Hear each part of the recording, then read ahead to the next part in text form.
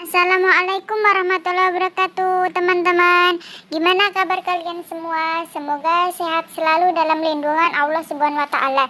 Di sini saya akan sedikit menjelaskan tentang hadis mutawatir, hadis qudsi, dan hadis marfu.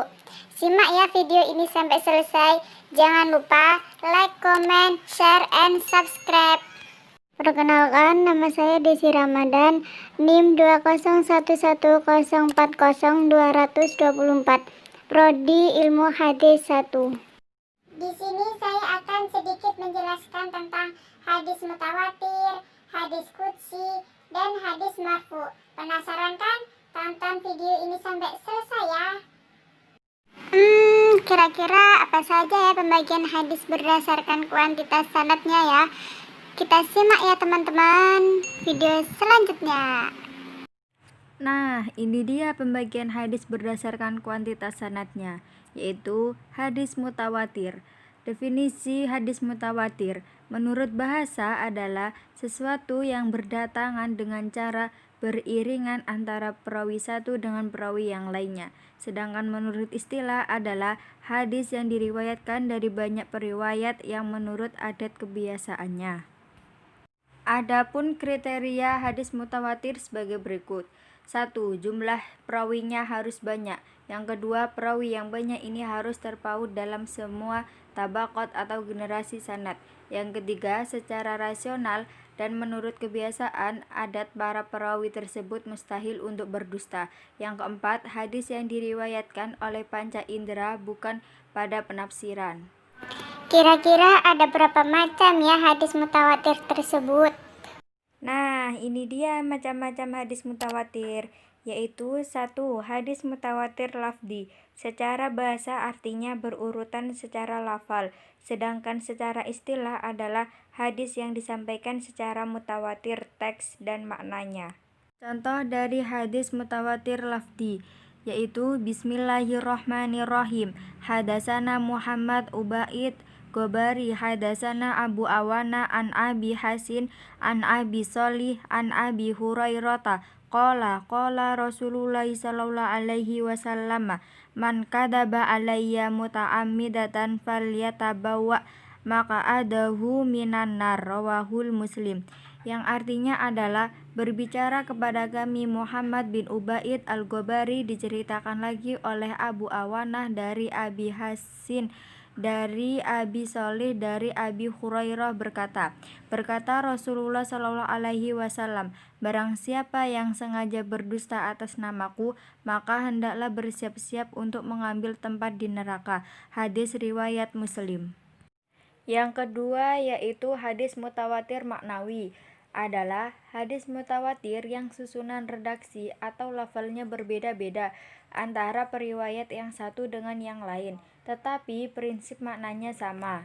Contohnya yaitu Bismillahirrahmanirrahim. Anna Rasulullah sallallahu alaihi wasallam kana la yarfa'u yadayhi fi syai'in min du'aihi illa fil istisqa'i fa innahu kana yarfa'u yadayhi hatta yura bayadu ibtaihi, rawahul Bukhari.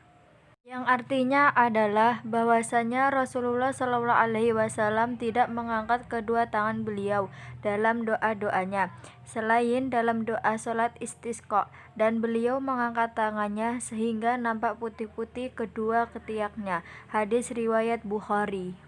Yang ketiga yaitu hadis mutawatir amali, yaitu hadis yang diriwayatkan dengan jumlah sanad yang mutawatir, tetapi hanya berupa pengamalan saja tanpa lafal.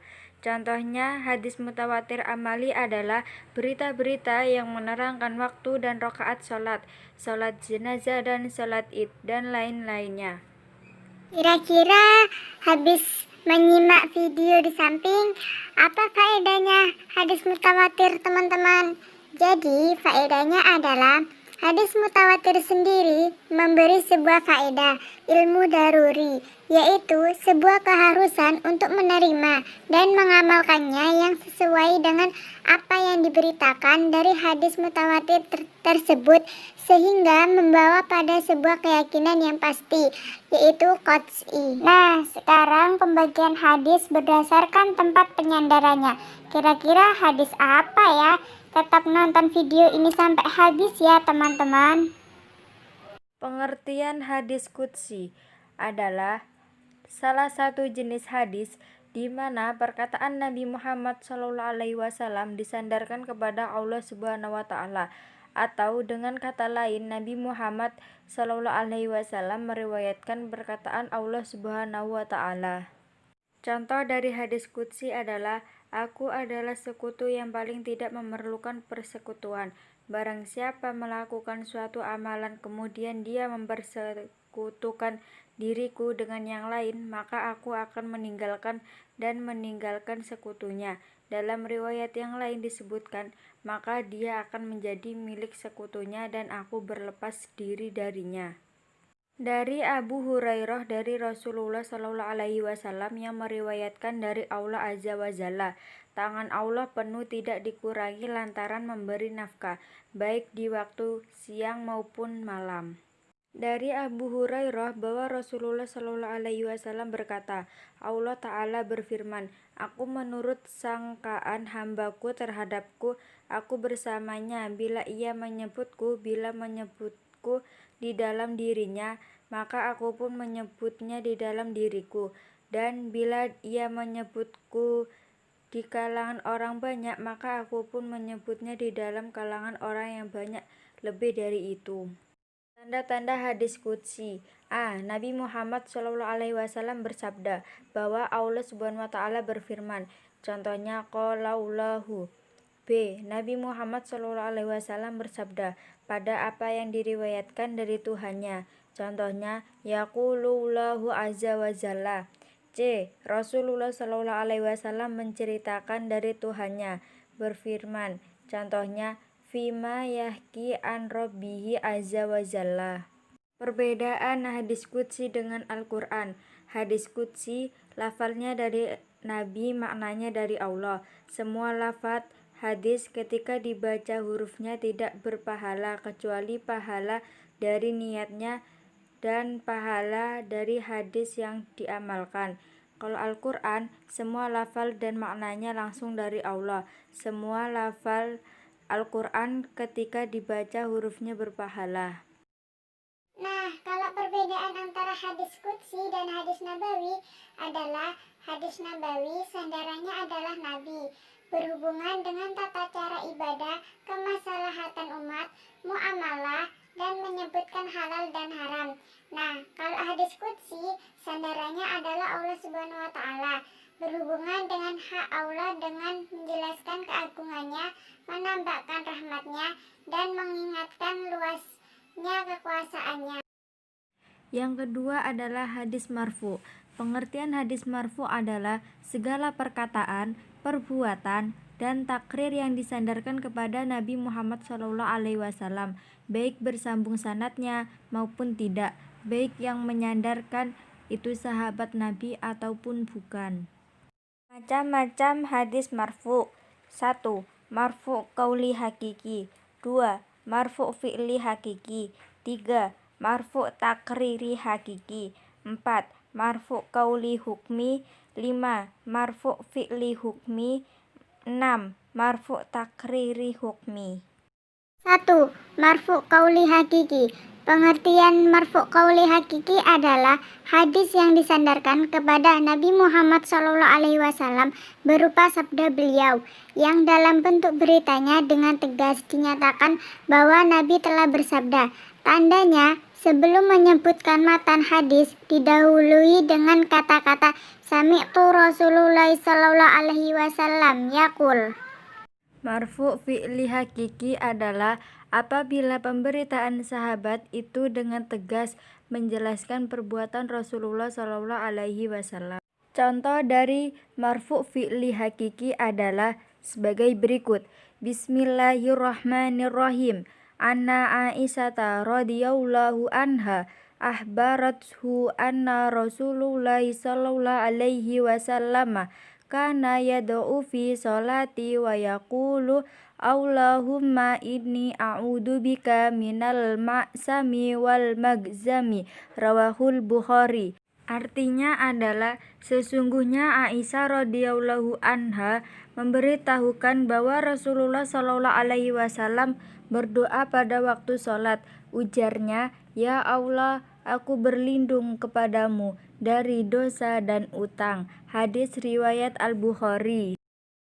Marfu qauli hukmi adalah hadis marfu yang tidak tegas penyandaran sahabat terhadap sabda Nabi, melainkan dengan perantara qarina atau tanda lain bahwa apa yang disandarkan sahabat itu berasal dari sabda Nabi.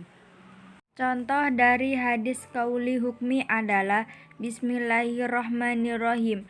An Anis bin Malik qala umira Bilalun an yasfa'al adzana wa an yu'tirol iqamata, rawahul Bukhari. Artinya, dari Anas bin Malik berkata, Bilal radhiyallahu anhu diperintahkan menggenapkan azan dan mengganjilkan iqamah. Hadis riwayat Bukhari. Marfu fi'li hukmi adalah perbuatan sahabat yang dilakukan pada zaman Rasulullah Shallallahu alaihi wasallam dengan mengetahui atau mendapat bayangan perbuatan tersebut dari beliau Shallallahu alaihi wasallam. Contoh dari marfu fi'li hukmi adalah sebagai berikut. An Zabirin qala kunna naqulu luhuma khayli ala ahdi Rasulillahi sallallahu alaihi wasallam, rawahun Nisa'i. Artinya, dari Zabir radhiyallahu anhu berkata, kami makan daging kuda pada waktu Rasulullah sallallahu alaihi wasallam masih hidup. Hadis riwayat An-Nasa'i. Marfu takriri hukmi adalah apabila pemberitaan sahabat diikuti dengan kalimat-kalimat sunnatu Abi Qasim, sunnatun nabiyina, atau minna sunnati. Contoh dari marfu takriri hukmi adalah Bismillahirrahmanirrahim. An Amr bin Al-As qala la tulabisu alaina sunnatan qala Ibnu Musanna sunnatan nabiyina sallallahu alaihi wasallam, rawahul Abu Dawud. Artinya, dari Amr bin Al-As berkata kepada Ummul Walad, jangan kau campur adukan pada kami sunnah Nabi kami. Hadis riwayat Abu Dawud.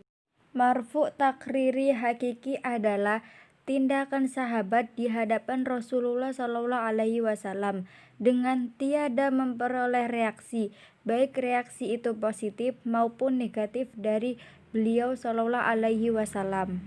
Contoh dari marfu takriri hakiki adalah sebagai berikut. Bismillahirrahmanirrahim. An Ibni Abbasin qala kunna nusalli ra'ataini ba'da gurubi syamsi wa kana nabiyyu sallallahu alaihi wasallam yarona falam ya'murna walam yanhana, rawahul Muslim.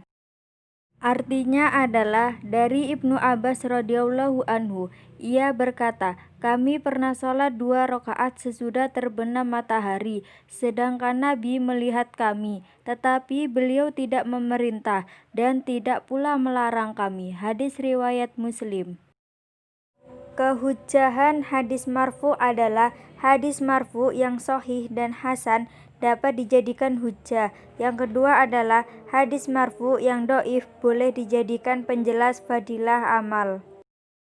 Terima kasih teman-teman sudah menonton video ini sampai selesai. Mohon maaf jika ada salah kata. Semoga bermanfaat.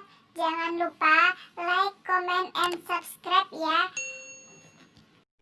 Syukron limushadatikum walika. Wassalamualaikum warahmatullahi wabarakatuh. See you.